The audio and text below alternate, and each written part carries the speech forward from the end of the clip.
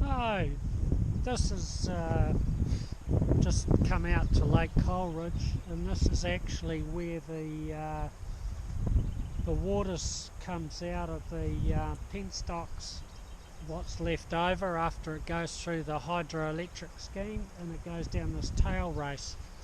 But anyway, this is my Himalayan. This is actually my second Himalayan. I'm not going to bash on about it too much, but I'll just focus on the main things. So what I've added to mine, I've put a Delcovic muffler on it, which I've found has made a big difference. It just breathes a lot better, more pull.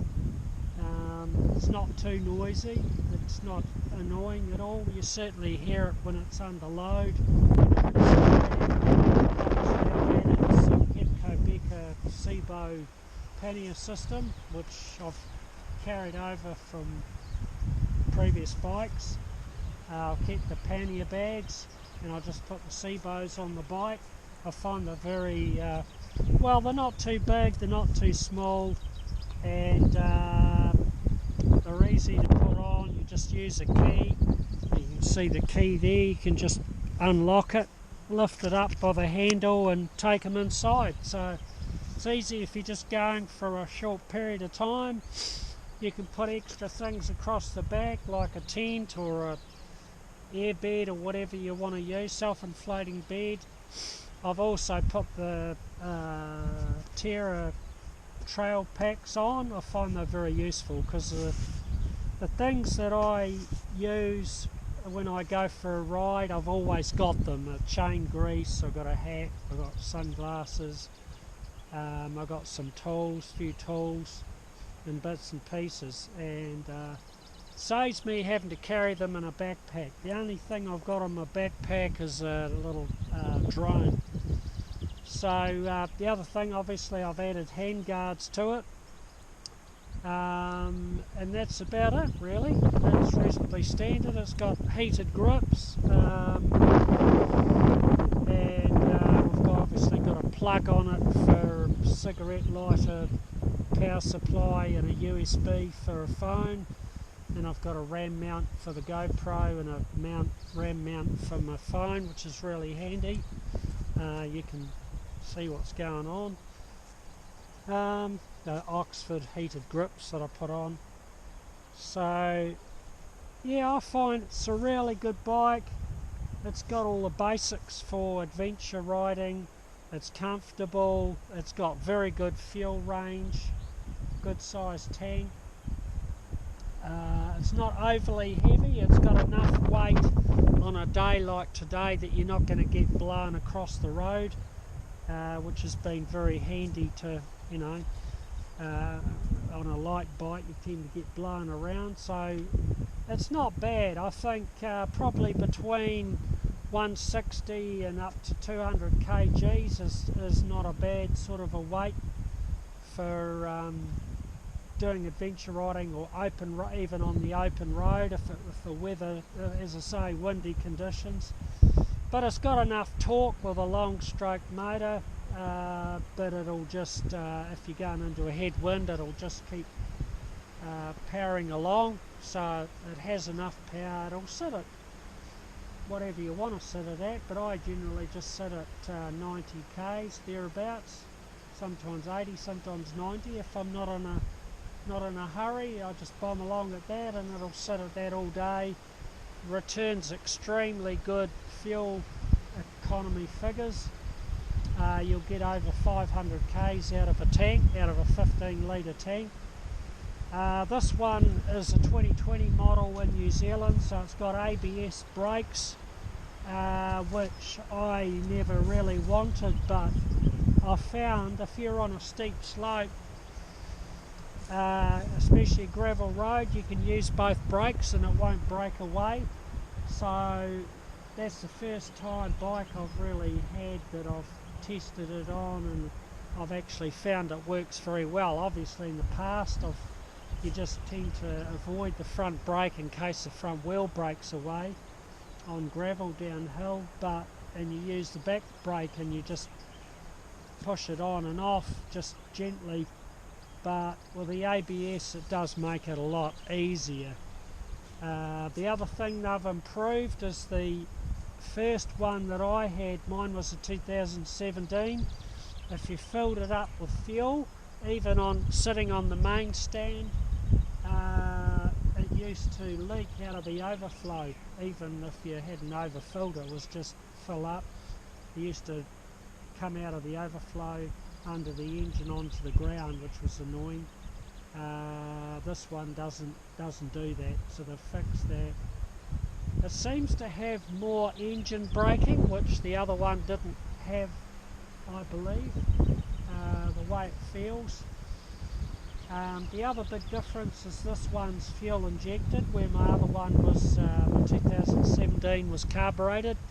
There's nothing wrong with the carbureted ones other than the fact they are set up for very tight emissions and they run extremely lean, and it resulted in the bike, you basically had to go up the road with a choke on, or warm it up, sit and warm it up for 5 minutes. This one you don't need to do that. You just give it a little bit of choke, start it, turn the choke off, and away you go, which is the way it should be. So it's running fuel air mixture is about right, because it's not. The other one I think was just running too hot. But basically the carby ones need to get set up on the dyno and need bigger jet, bigger main jet, bigger pilot jet. But these are running good. And obviously with a fuel injection, if you get up high, if you're climbing in altitude, it doesn't affect the performance of the bike. The other thing is, if you put a pipe on, a performance pipe, so that it can breathe a bit better, it doesn't, with the fuel injection and the oxygen sensor, which is, you see this one up here, it doesn't affect it, it automatically adjusts itself, so you don't have to alter the jetting when you put an exhaust on like what I've done. So otherwise it's similar, very similar to the old model.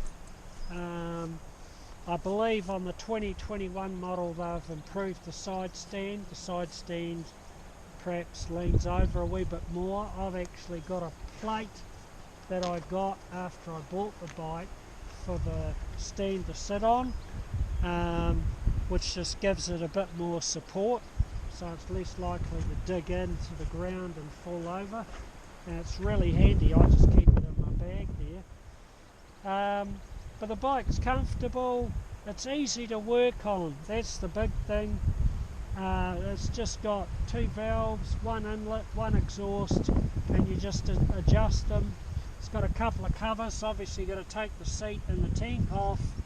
There's 2 covers, one for the exhaust, one for the inlet, and you just get it up to top dead centre, and you just adjust it with all you need is a ring spanner, a screwdriver, and a feeler gauge to set the gap, get the gap correct.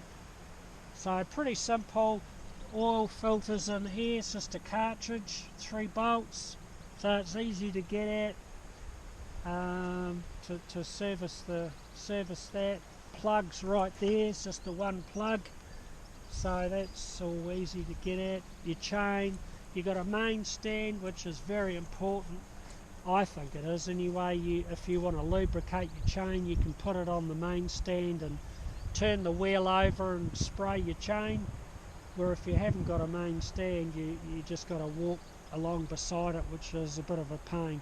But also if you need to remove your tyre, your wheel, to do a tyre or a tube, as I've had to do on my previous one, it's much easier to do with a main stand, so you can get that wheel off the ground, and it's easy to get at. You can take the front cover off if you need to do the when you're putting your chain back on, if you take your chain off to get it over the sprocket teeth, front sprocket teeth. So it's been well thought out. Suspension's good. It's got a bash plate as standard. It's got a carrier as standard. As you see, I'm using my carrier. I just brought my leggings just in case the weather changes.